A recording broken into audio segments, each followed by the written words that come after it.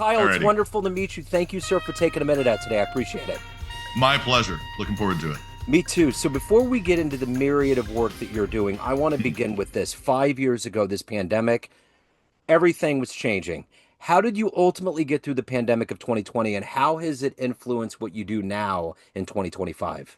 Yeah, it's such an interesting question. I hail from Fort Worth, Texas. And so, as you might imagine, for us, just culturally, the pandemic didn't last nearly as long as it did for other parts of the country. Yeah. There's sort of an attitude of, hey, we'll rub some dirt on it and we'll move on. And not that it's always that simple, but that's the mindset, right? And so that meant that pretty quickly we started getting back into some version of normal life. And I distinctly remember us being in Universal Studios basically this time 5 years ago. And they had just announced Florida as a hotspot. And so we went to Florida as quick as we could. The public beaches were pretty available, which was nice.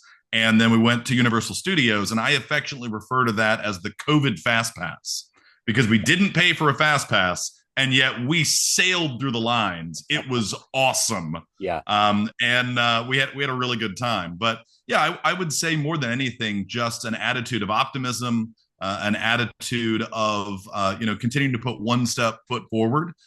It wasn't without its ramifications. I did get COVID, and I didn't get it till November. But when I did get it, it robbed me of peanut butter. And Joe, I know you and I are just starting to get to know each other, but I'm here to tell you that peanut butter and I had a very tight relationship my entire life. Yeah. So much so that years ago, my sister-in-law bought me a spoon. It's engraved Kyle's peanut butter spoon. That's awesome. And post-COVID, even just smelling a jar of peanut butter, it smells either rancid or at best stale. Wow. And so it stole peanut butter from me, which is unforgivable. But interestingly, it gave me beer. I did not enjoy beer prior to COVID, and now I do. So there you go. So is it still persistent now? You don't like the peanut butter? Oh no, Correct. dude. It's devastating because there's so many treats that my wife is amazing at creating that involve peanut butter. That is a bummer. So I remember during that time period when I lost my taste buds, I Sure. can't do the hot Talkie chips. And my stepdaughter Uh, brought me a bag whenever I got it because my taste buds were gone and I took them sure. down. There was a little residual wet in my eye because it was hot, but I didn't Mhm. taste it and I was fine. So it was So the tr crazy. but I hadn't heard that. I know that some people, their taste buds just didn't come back, but I never heard that there was this altering. But that's the mystery of this whole thing. It just Yes. manifested in our DNA in very weird ways, you know? So, For sure. I'll, uh, I'll tell you one thing I really appreciate about the lockdown is the shift that it made societally to embrace what we're doing now as such a natural way of interacting with folks. absolutely. We did web meetings before, Yeah. but it wasn't a standard part of the culture. It wasn't an acceptable way of doing business. You always had to get on an airplane and fly somewhere if you were going to do something. And so I've really appreciated the way that it's enabled us to leverage technology differently. Absolutely. So let's get into the heart and soul of what you do on a daily basis here in 2025. I'm going to put you in front of a bunch of 12-year-olds. Kids always pull the truth out of us. It's career day. The kid in the back of the room is like, hey, what do you do for a living? What's your answer? My favorite answer is as little as possible. Um, and the reality is actually the exact opposite, which is I aspire to do as little as possible. Like in my gut, I want to just relax. And yet there's this driving force. And if I sit still for very long, I'll spawn another project or 12. Yeah. And so there's a lot of irons in various fires. The thing I spend the majority of my time doing, at least vocationally speaking, is I have a wealth management and financial planning practice in Keller, Texas. We primarily serve entrepreneurs, but also a handful of families and nonprofits. And with a special focus on exit planning specifically as we help people build legacies. But then in addition to that, I'm an author, I'm a game designer, I'm a public speaker, and I'm on the board of a few different nonprofits. There's a marriage ministry my wife and I lead, so a variety of things. So let's go back to when you were 12 years old in that classroom. What was Uh, your dream gig? What did you want to do? oh man, I love that question. So I definitely was going to be an attorney.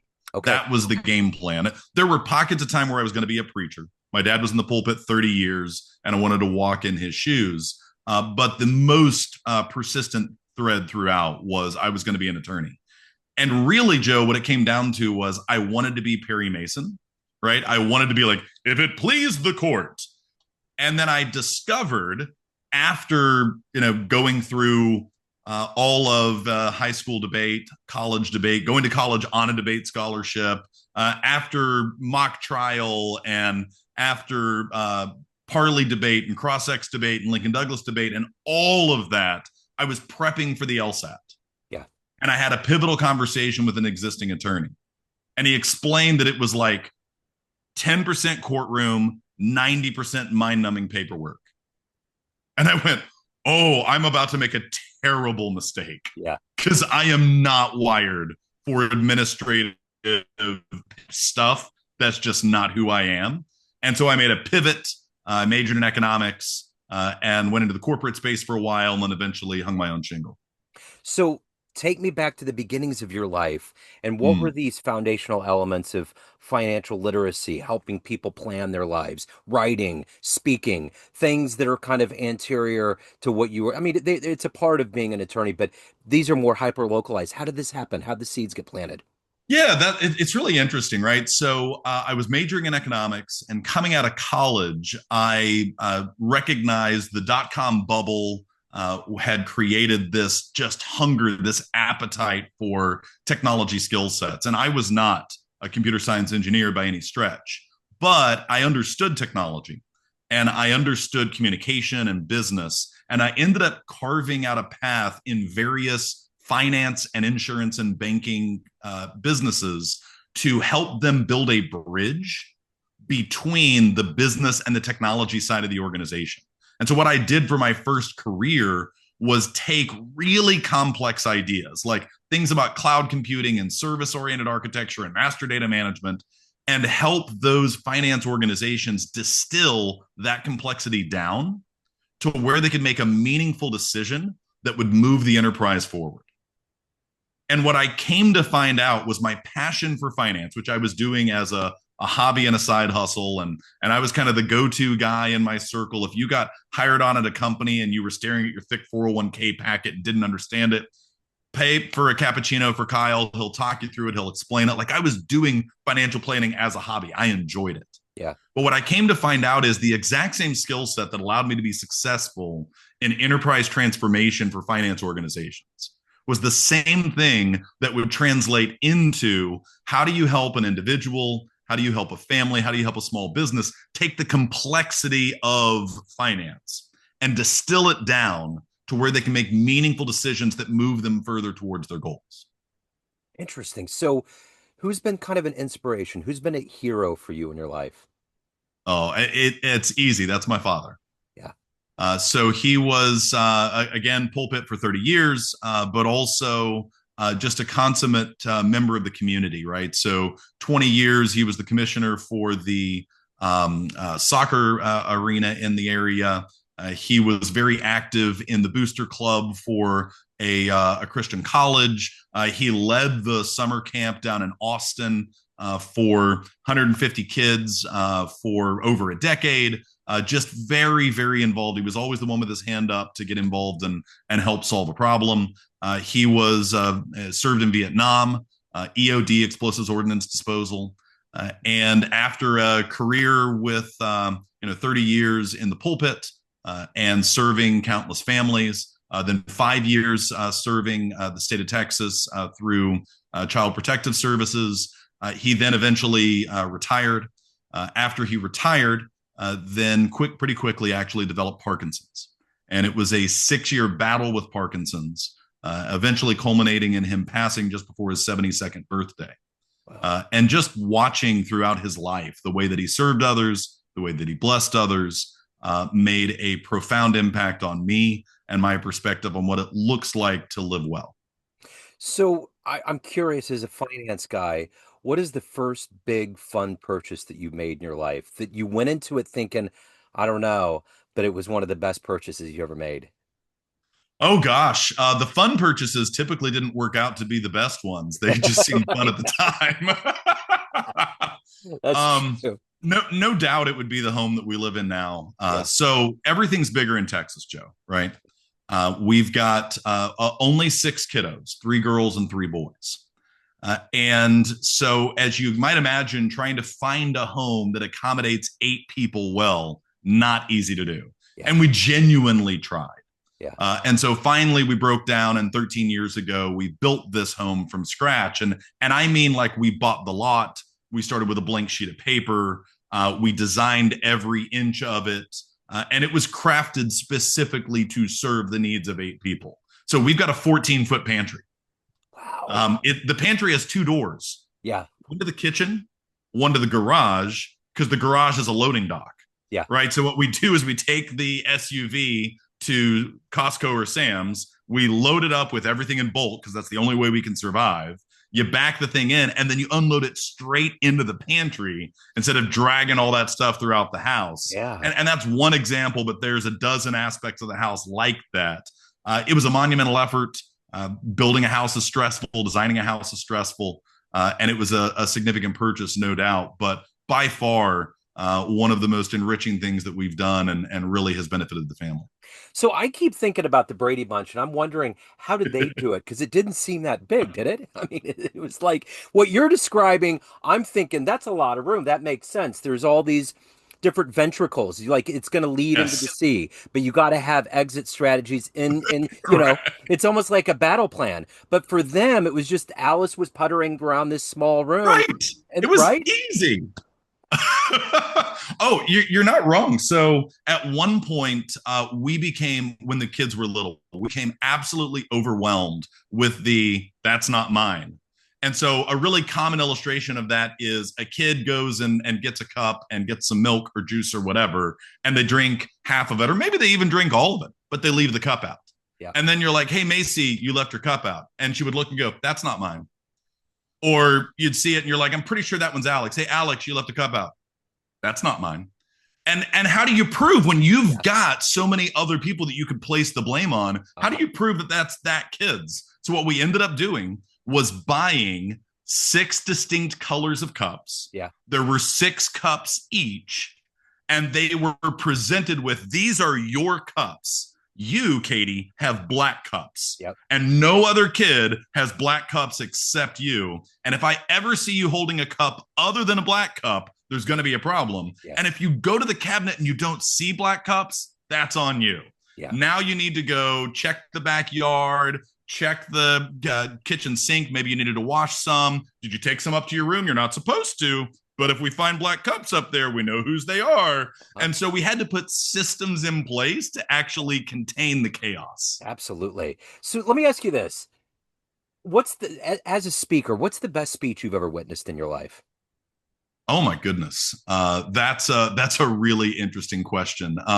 But before I answer that, I will tell you that as a speaker, it is actually very, very difficult for me to listen to other speakers. Gotcha. It's so challenging because I can't help but pick it apart. Yep. I can't help but pick up on the ums and the uhs and places where I'm like, "Ooh, I would have phrased that differently," or there was a missed opportunity. If only he paused before that statement and then, hit it with that last punch. And so it makes it really difficult to listen to others because I'm just constantly picking it apart. Sure. I'm constantly breaking it down. And I wish I couldn't, right? Yeah. I wish I could literally just listen to the speech and simply enjoy it for what it's worth. But I end up just constantly evaluating it and overanalyzing it, which is certainly a curse. But goodness, if I and there's my ums. See, now I'm going to be self-conscious about my own ums, because if I was in a context of presenting a speech, I wouldn't have someone firing a question at me that makes me have to pause and reflect on that. But I would say there was there've been several TED Talks I've seen that I've been really impressed with. Probably Simon Sinek. Would be some of the best ones that I've really enjoyed. His style, his pacing, and certainly his message. So having a jazz radio show, sometimes people are like, "Do you play an instrument?" And I don't. And it's because I, Hmm. of all the things that I've delved into in life, I want that to be a mystery. Plus, Ooh, I I had like that. good friends in my 20s that were musicians, and they always picked apart their set. I didn't Yes. hear it. I didn't feel it, but it's the same thing that you're talking about. When you're so interwoven into it, it just becomes a part of your critique cycle. And music is just something I want to wash over me in a cerebral way. I don't want to think about it. I don't want to look into notes, stanzas, all of these things. I just want it to feel good. You know what I'm saying? Like a I sunset. do. I love that. You don't want to break down the mechanics of a sunset. Just watch it dip, let the That's clouds right. change color. It's fine. It's good, So good. you know? So good. So let me ask you this: as a writer, what was the book that moved you that made you want to read when you were younger that you absolutely loved? So the never ending story as a movie was the story that captured my Yeah, imagination the most. But I would ultimately say that C.S. Lewis, in his writings, would be the thing that got me really excited about getting involved in writing. And whether it was, something on the children end of it, like, Lion, the Witch, and the Wardrobe, or whether we go all the way to more of his essays and critiques that were so moving, that would definitely be the writing that inspired me the most. so when you pivoted and figured out that finances and helping people understand finances was your life, what was Mm. the first person, first client, first year, first moment where you knew you made the right choice? Oh my gosh, I love that question, Joe. It would really be there. There was one client in particular that stands out where they shared with me that post '08, with the devastation that had happened, Yep. they had become terrified of investing. And they'd taken every dollar and shoved it in the bank, and they were just collecting interest and had been doing so for years. And they even recognized that in doing so, they've missed out on growth, but they just emotionally couldn't bring themselves to take the risk again. Yeah. And so I started working with them and coaching them and easing them into the process and beginning to take pieces at a time off the sidelines and put it to work and educating them throughout that process and building their confidence. And fast forward to today, they've been clients of mine at this point going on about 8 years. Wow. They are retired, they are thriving, they are fully invested. And even with the ups and downs that have happened in the last couple of years, they've remained confident in sticking to a long term strategy. And it's just been so rewarding to see where they previously thought, I'm probably going to have to work for a decade longer than I thought because compound interest and inflation. And then to be able to get to the point emotionally of getting past that pain and into a place where they can confidently invest has just been incredibly rewarding. What's I'm curious, what's one of the biggest fallacies people have about money? I mean, there's levels of imposter syndrome where people don't feel like they Yes. can hit certain levels.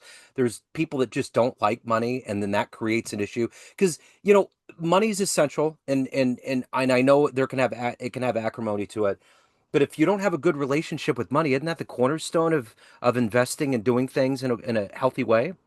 It really is. And I would say the biggest fallacy is not starting at the beginning of life in the thought process. And so you earlier asked me a question about the 12-year-old version of Kyle and what were his professional aspirations.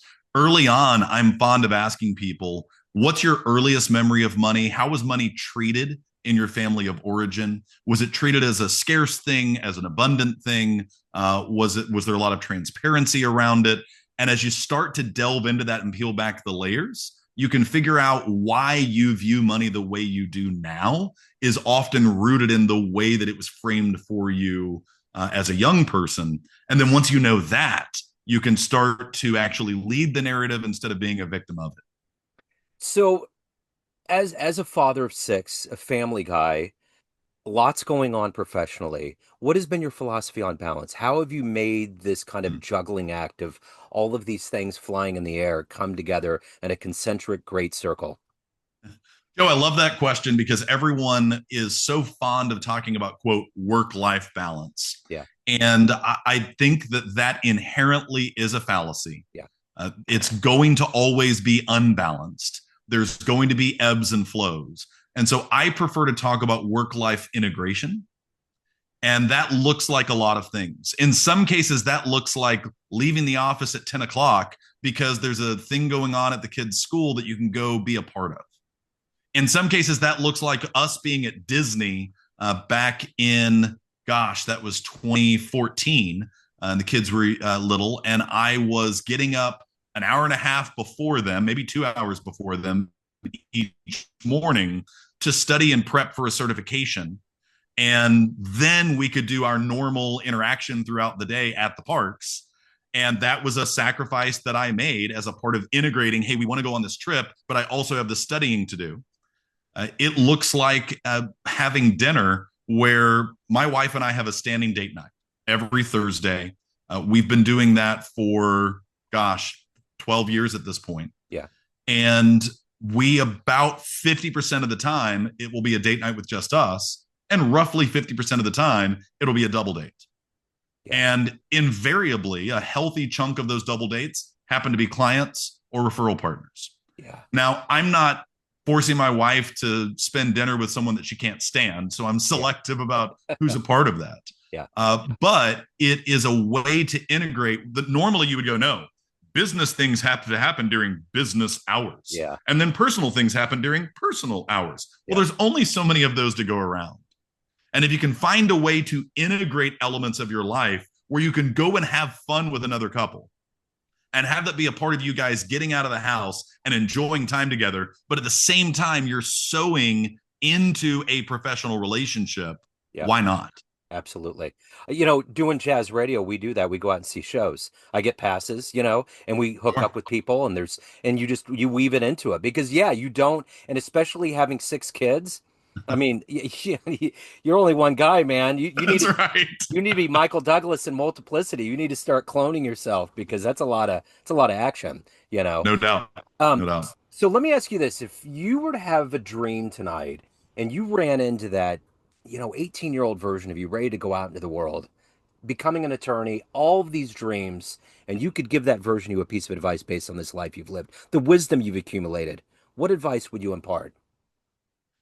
I would definitely say yes, right? Take the risk, take the plunge of whatever it is, whether that's a relationship, whether it's an opportunity to move across the country, whether it's a business venture to start.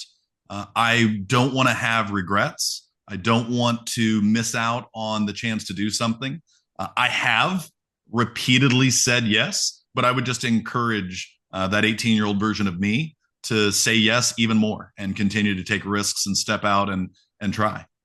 So it's funny you mentioned the word yes. That was John Coltrane's favorite word.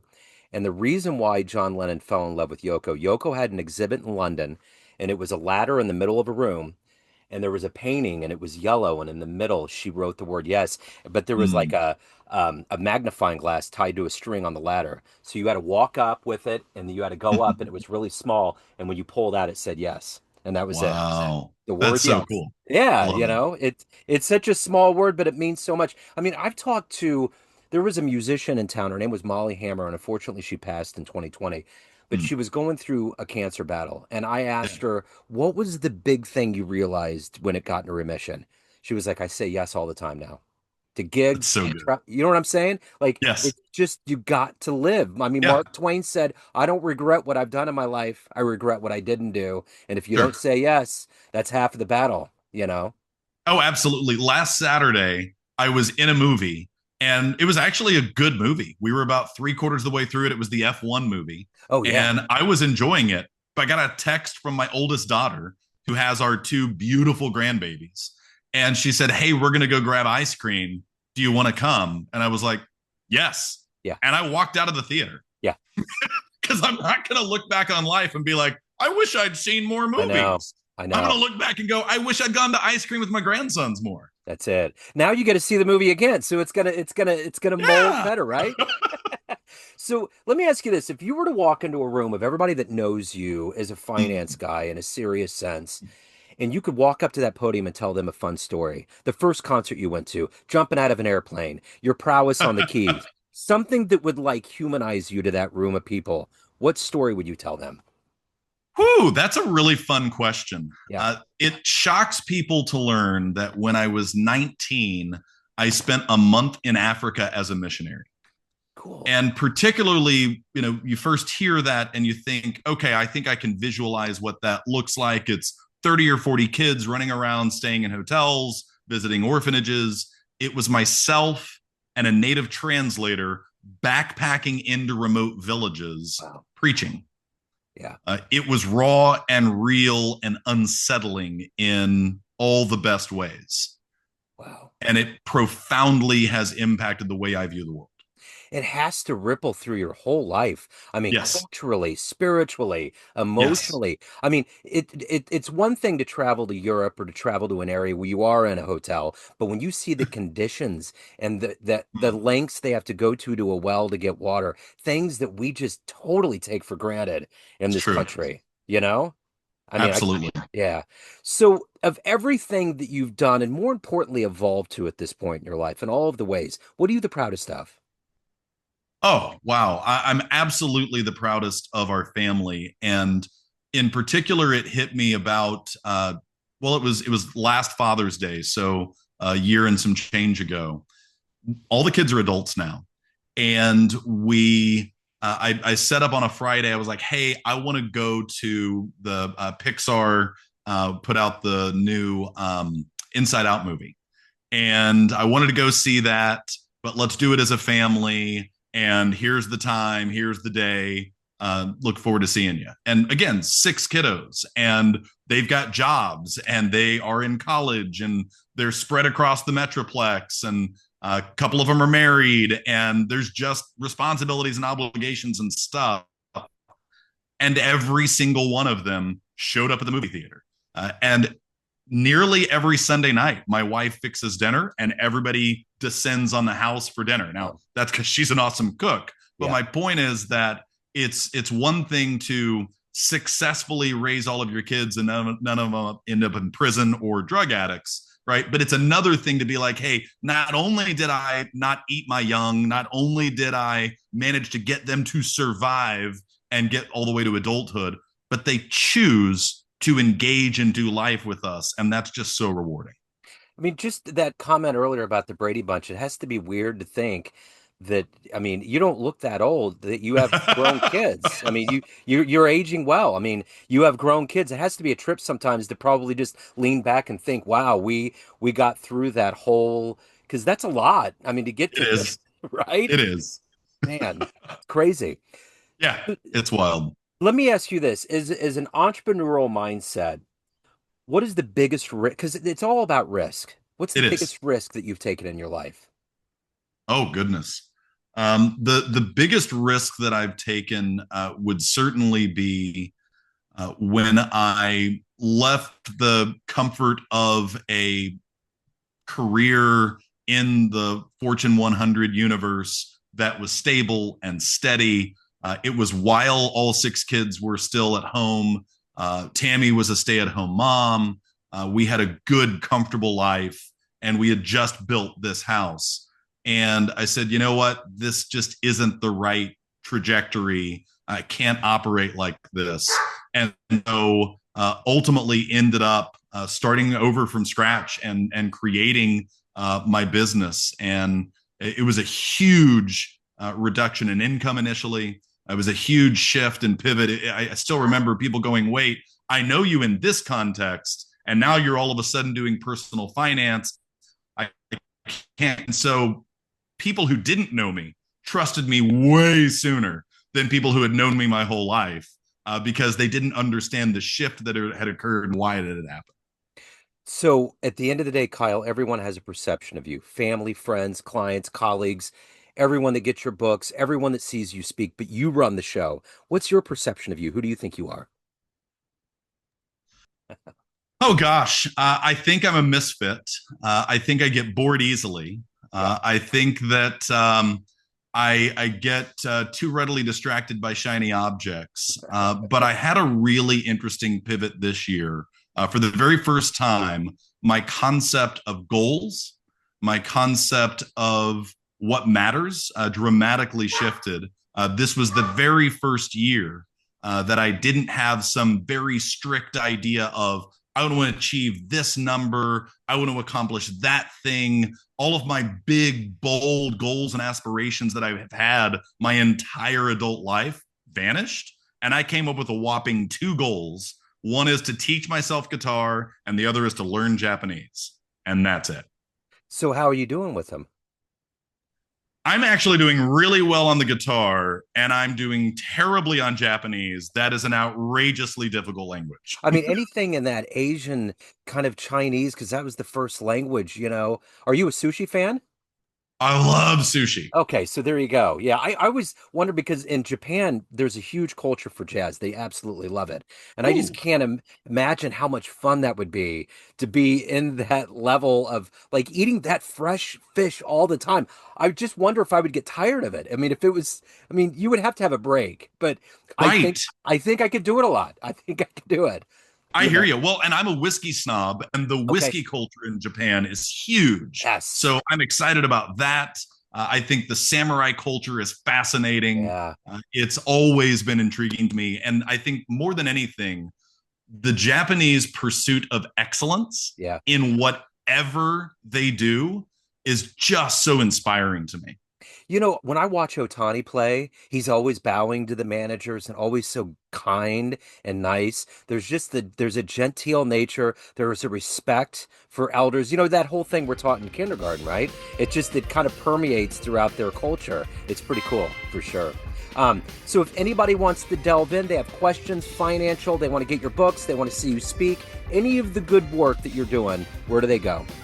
Yeah, great question. KyleGabhart.com is the landing page, and then everything kind of threads out from there. Okay. I will put all that in the show notes. This has been wonderful. Kyle, thank you. Thank you for your story. Thank you for your energy. It's been great, man. I appreciate it. Joe, it's been so much fun. Thank you very much. Yes, sir. Thank you. Looking to get new clients to your business through cold calling or email marketing? At Agency Y, they envision a world in which small and big companies have equal chances to win new customers in the market. Their purpose is to bring parity and reduce the gap between large and small firms with the help of their cold calling and cold email marketing services. Use the code Joe Dimino 10 at www.agencyyyy.org/coldcallingjoe.php or www.agencyyyy.org/emailmarketingjoe.php to get 10% off your first order. This is Joe Dimino of Neon Jazz and Famous Interviews, and I stand behind Agency Y to meet your business dreams.